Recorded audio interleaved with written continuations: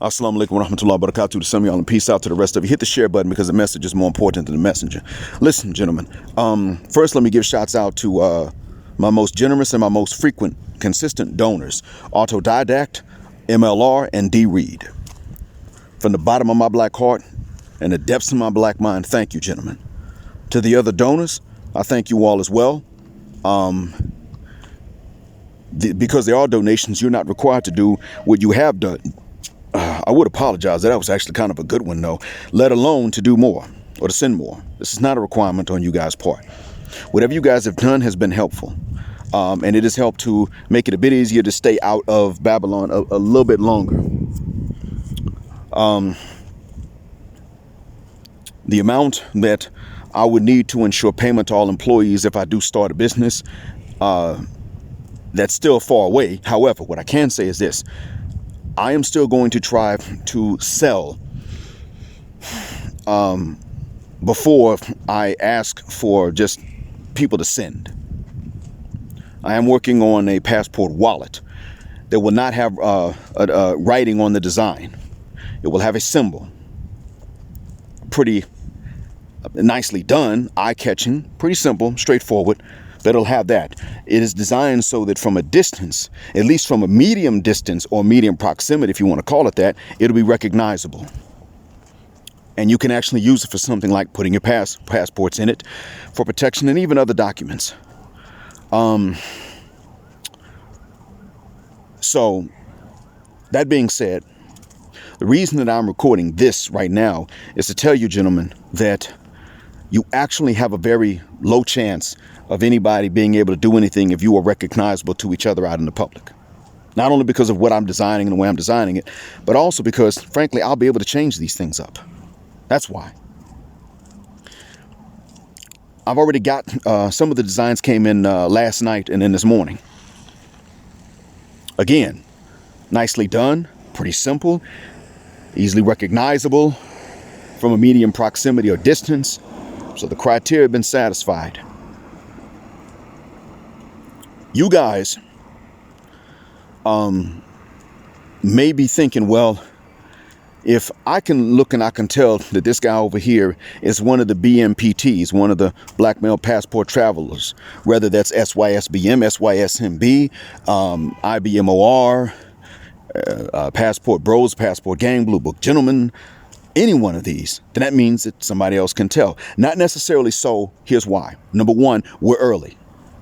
There is no trend by which you have sisters waiting at airports trying to spot one of us so they can do something to sabotage the trip. Secondly, the ways to make yourself identifiable are controllable.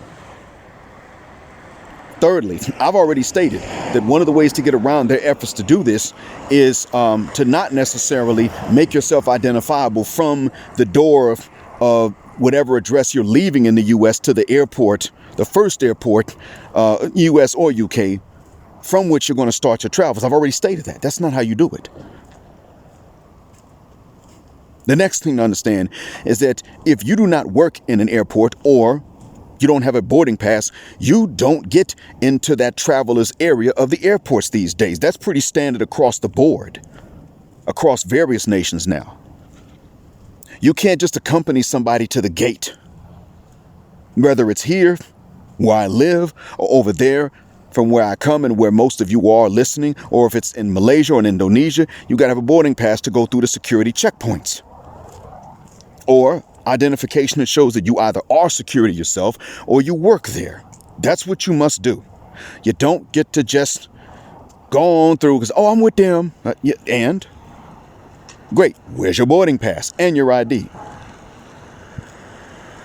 The other thing is that if there are, keep in mind, once you're in that traveler's area of the airport, either a lady does not want to jeopardize her job making a false report, or she doesn't want to jeopardize missing her own flight making a false report. Got it, gentlemen? Thirdly, you can wait until you are in an airport in which you feel like ain't nobody gonna say nothing unless they recognize you as one of their own and y'all get to vibing and connecting. That's all it is. But you must understand that sisters not necessarily our sisters, are going to fight back. Even though we're not fighting them, we're just leaving them. You got to understand that the hyena bitch is going to try to do things that may have a high possibility of failing and maybe stupid ideas, but they're going to try them for the long run because there may come a time when the idea is no longer stupid and can succeed. They did that here in Saudi. I'm going to tell you what happened. I told you all about this before.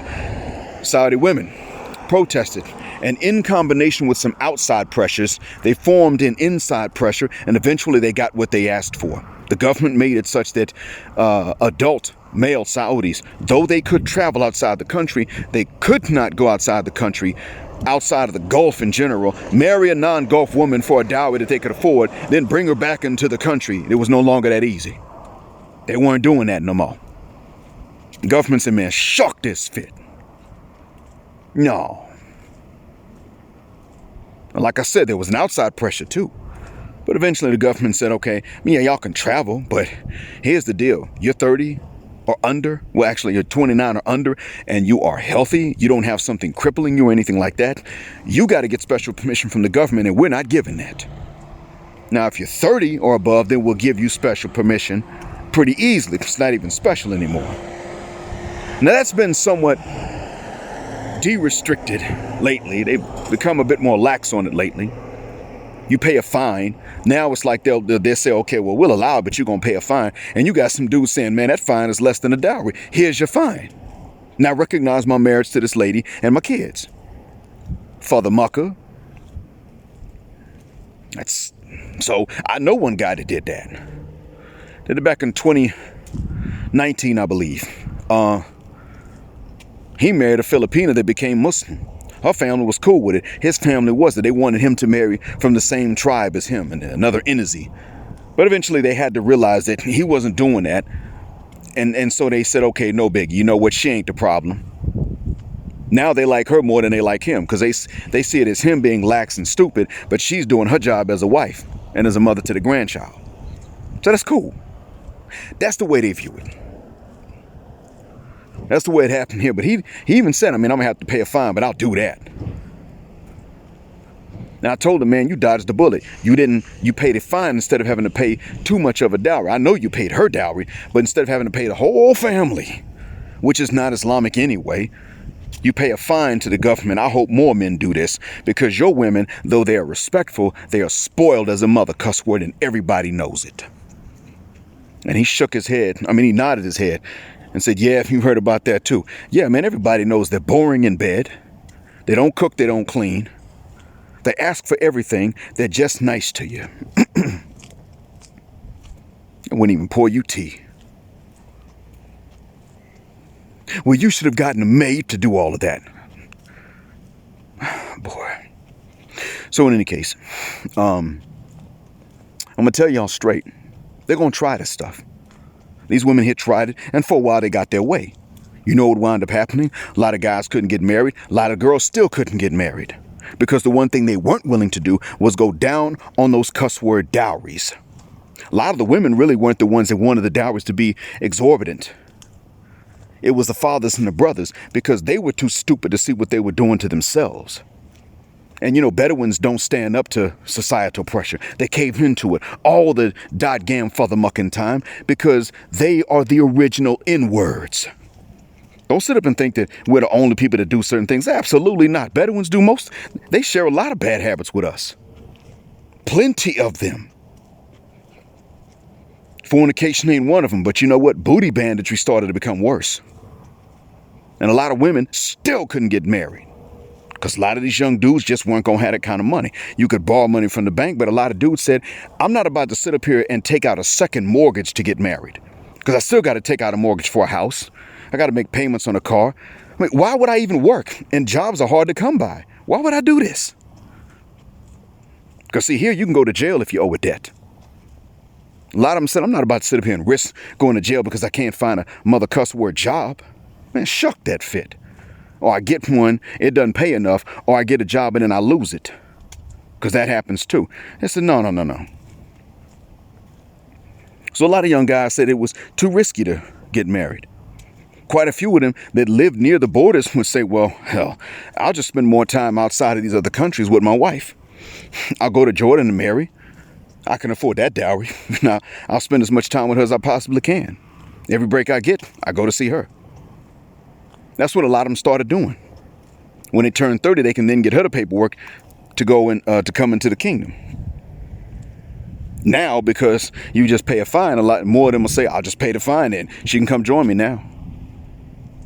But the women got their way for a while and they still had to deal with the consequence. Them sisters are going to do the same thing as much as they can. You just have to understand, and you need to start thinking, gentlemen, like them for the purpose of staying steps ahead of them. Because remember, see, what can they do? That's what they're going to try to do. What is close to what they can do, or they're not sure if they can or not, they're going to give that a shot too.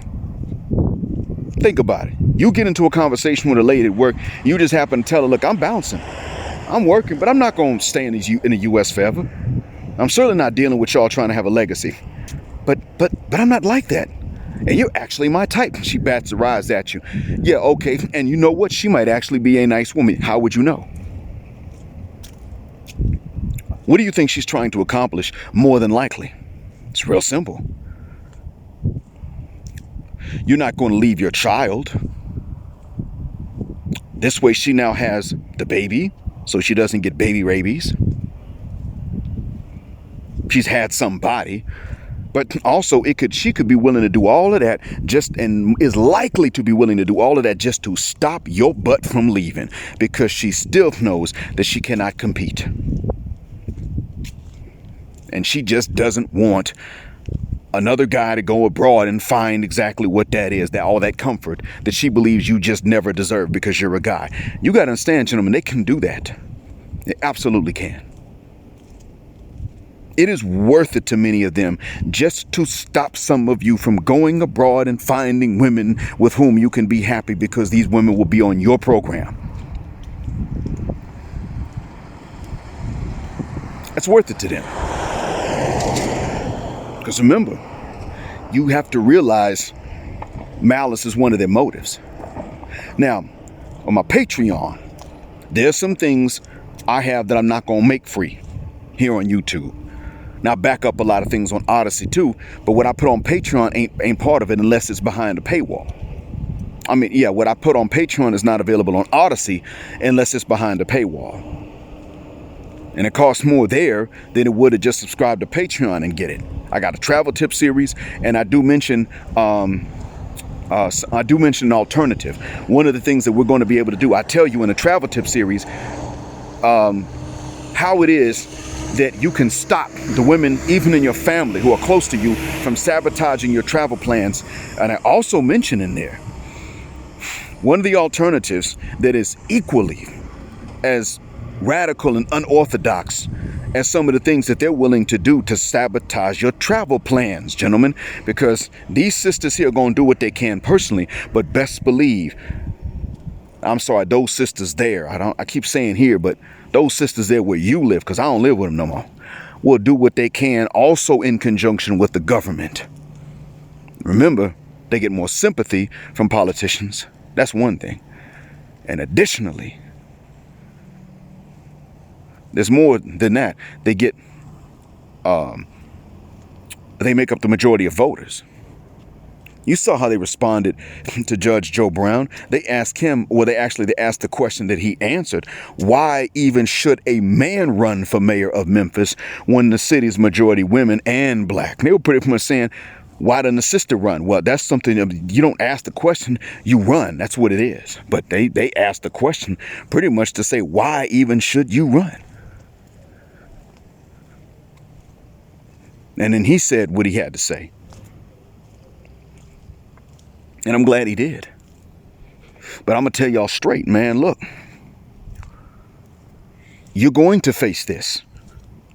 They're going to utilize the government as much as they possibly can, whether it's a stupid idea or a very smart one, or even if it's a dumb idea, but there's a chance of it. They're going to try. Because they'd rather try and fail. As long as your unhappiness is the goal, they would rather try and fail than to not try at all. So keep that in mind, gentlemen. So, I mean, on Patreon, yeah. If you want to know what I've recommended as a way to combat their government efforts, that one, after you subscribe, it's going to be in the video entitled UBMTPs. Not PT, but UBMTPs and their significance. Because in the likelihood that they're able to get the government to single us out to deny us passports, if things have gotten unorthodox enough to where they can do that, then they will be unorthodox enough to where my solution could work too. Because believe you me, currency is already experiencing that change. Now, I think I've said enough at this point. I think y'all got the idea. I don't want to go off into 20 minutes. 15 is more than long enough. I mean it when I say thank you for listening. But gentlemen, listen.